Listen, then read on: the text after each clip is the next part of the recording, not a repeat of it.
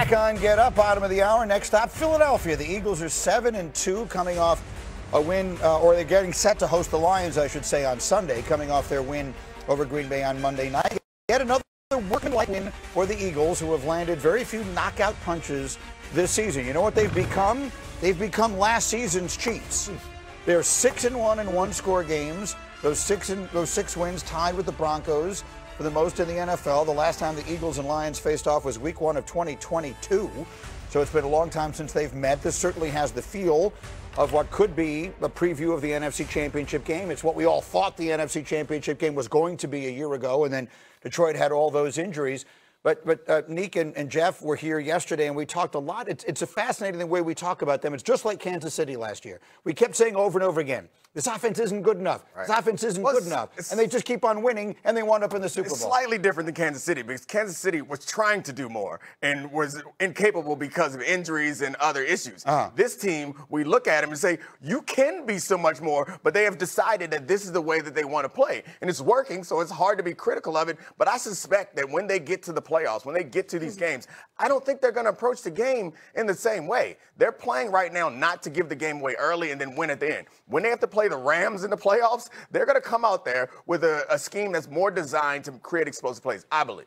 Jeff, how do we explain that this team had the A.J. Brown, who Randy Moss tells me he thinks is one of the 5 most talented receivers in the entire NFL, that he had 3 targets, 2 catches, and 13 yards in a low-scoring affair at Green Bay? How do we explain that? No risk it, we still get biscuits. That's that's how they explain it. No risk it, we still eat biscuits. And they keep winning, and they don't care. Nick Sirianni, just not this year, 6-1 in one-score games. I think he's got almost a best record in the NFL, in the history of NFL, in one-score games.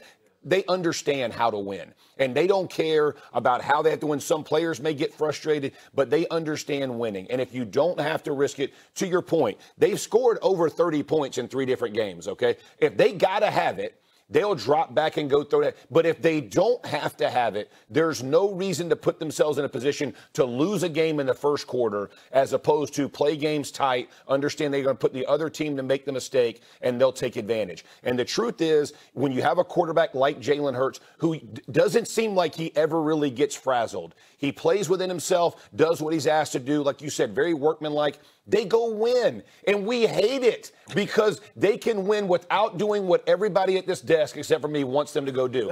They ain't got to go throw it around, bro. Right. If you got to go throw it around, go throw it around. If you don't, and continue to win games. If it costs them games, I would be in the same camp as you guys are. I understand at the end of the day, it's about W's and L's, getting back to the Super Bowl. They are a very good football team, only getting better. And Saquon's, let me tell you something. There were 2 or 3 plays the other night that could have went for 60. And that did not happen early in the season when you saw those lanes getting closed. They were very close. Those explosive plays come back. Now we're talking about a completely different team. And now, will it happen because all the line keeps getting banged up? But they are we would not be having this conversation worrying about the Eagles if A.J. Brown wasn't sub-tweeting, sub-posting, or bringing up the lack of targets. Because the record is what it is, and they're doing just fine.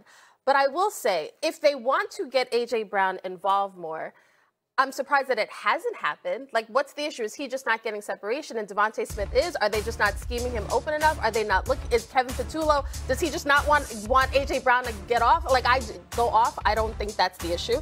But when you look at Detroit, for example, Dan Campbell said, listen, we got to get Jameson Williams going. We have to get him going.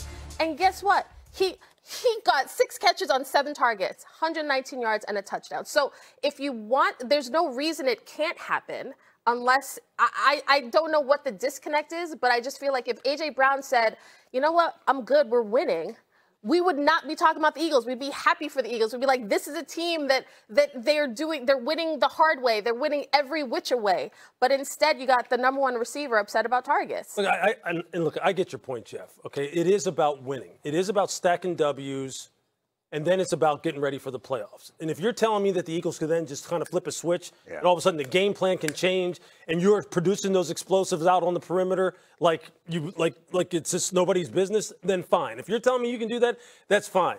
And I understand that this team is constructed differently than last year's Kansas City Chiefs team, where we sat here and had the same discussion all year long. But the fact of the matter is, they didn't have the horses to kind of like flip a switch. Right. They didn't. So you knew it was going to come home to bite them at some point in time.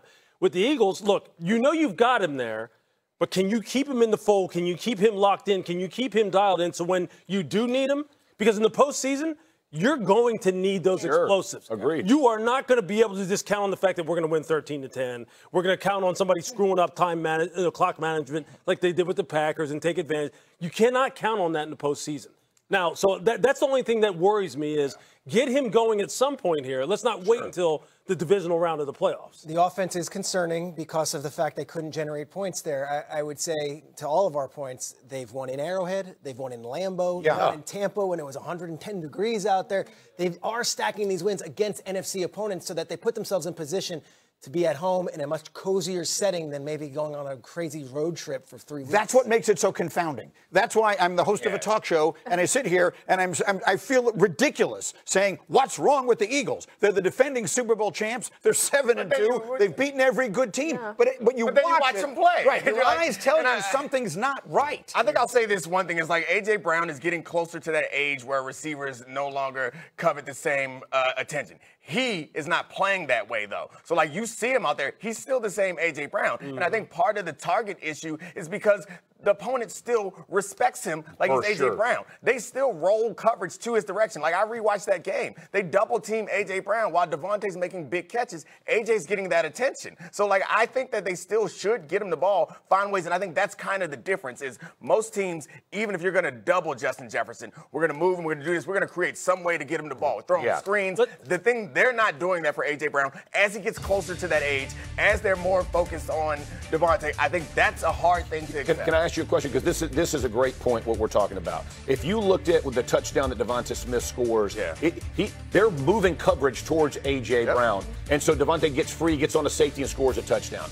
When you're talking about that, they're a very simple offense. So here's this play quickly. Okay, so what you're saying is the coverage was focused on A.J., and that's why Devontae's one-on-one. Right. So he gets up on the course and gets in and scores a touchdown. But my point is this, so they run a very simple offense. They don't do a ton.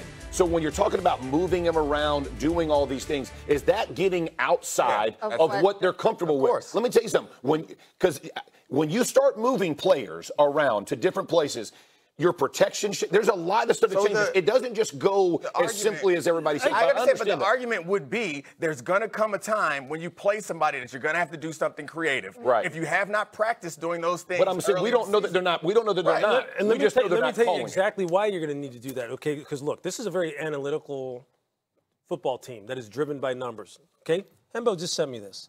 Okay, last year, explosive play differential was plus 45. You know what it is right now? It's 0. Yeah. That is going to come home to bite you unless you're telling me we can just turn it on when we're ready. Yeah. When we're ready to dial up 11, we'll just dial it up. I can tell you where that difference comes from. Cindy, show us C10. C10. The difference. C10. Love a good C10 is the difference. C10. Saquon Barkley. Last year, Saquon Barkley averaged 125 rushing yards a game. Right. How many explosive plays did they create in the running game? And how many times did we say it? There's nothing better than that because it is an explosive without any risk attached to it whatsoever. This year, look at the numbers. They're literally half that. There are no explosive plays in the running game. And what that means is, in order to create them, you have to be willing to take some risk. And they seem not to want to. And why so is that? far, it hasn't caught. Well, you tell me why. I don't know. No, I mean, it's like rhetorical. I don't know why. I mean, I think the honest answer is because at the beginning of last season, they were more aggressive offensively and they were turning the ball over. And they said, we're not doing that anymore. And they started handing it to Saquon, and I think they were fine with the trade-off of not getting the explosives. Then all of a sudden, Saquon going for 50 yards every single game, 1 or 2 plays. They're like, we got the best of both worlds. And they never needed to. Then they get to the Super Bowl, and they stop the run, and Jalen Hurts goes off. And so that's the evidence that they have. That's why they look at people like me who say, you got to be more aggressive. We'll do it when we need to. You know what? There it is. There it is. What you just said. They believe. You would assume they believe when they need it, we'll dial it up. They've done it. Don't worry about it. We'll dial it up. They made the necessary moves at the trade deadline. No, they get Jalen Phillips. He makes the big play on defense. Oh, that's a pretty damn good trade. Those are that's really good things they're doing where they're putting themselves enough I guess, cushion here. We're like, we've got other ways to win if we have to. They hope for the next few weeks they'll figure it out. Go ahead, Kmart. This conversation is painful when I think about the Eagles because it's like we are dissecting a team that's what, 7-2 right now? Yeah. And they're the defending Super Bowl champs. Like it just feels like last year, too many turnovers. We killed them last year for Jalen Hurts, need to protect the football. Now they're not turning it over. And now it's like, oh, well, there are no explosive plays. Like at this point, the regular season is you want to get home field, you want to get that top seed, you want to set yourself up for the postseason. This is a team, at some point, can we give them the benefit of the doubt? Because we have seen them do. I want to say this, though, because we did the top 10 quarterbacks at the end of the season, and people were like, Stafford should be ahead of Hurts. And it's apples and oranges, because you would no way say that Hurts is having a better season than Stafford right now. And yet, for that Philadelphia Eagles team, Jalen Hurts is the man, and they're 7-2, and that is their guy. You know what? I mean, we're in the business also sometimes of trying to project future performance, too. Because, like, if this comes home to bite them in the postseason and people go, wait a minute, I never saw this coming. Oh, maybe you did. Maybe that as opposed to when you look at a team like Seattle where people are going, hey, you know what, we're not quite sure about Seattle. It's Sam Darnold. Do you see some of their offensive efficiency numbers? They're off the chart. So if they wind up going to the Super Bowl and winning it, people are going, damn, how the hell did they do that? Well, it was on paper all year long. They've been doing it. That's kind of the discussion here and why we're having this. Games like this week where Philly is going to play Detroit will show you Detroit is explosive offensively, right? We got Jameson Williams back in the fold. We're going to hit, we're going to do these things. Gibbs is going to get some touches. We're going to do these things. What does Philadelphia do to match it? Like when they went and played the Vikings and they knew they were going to get blitzed, they threw the ball around. Like I'm interested to see what they do. Like these are the games, and for what it's worth, they've won those games this season. Like so that it'll be another test to see do they pass it. They have the best problems of any team in any sport. It's so beautiful. These are the problems you dream of having. We got an ESPN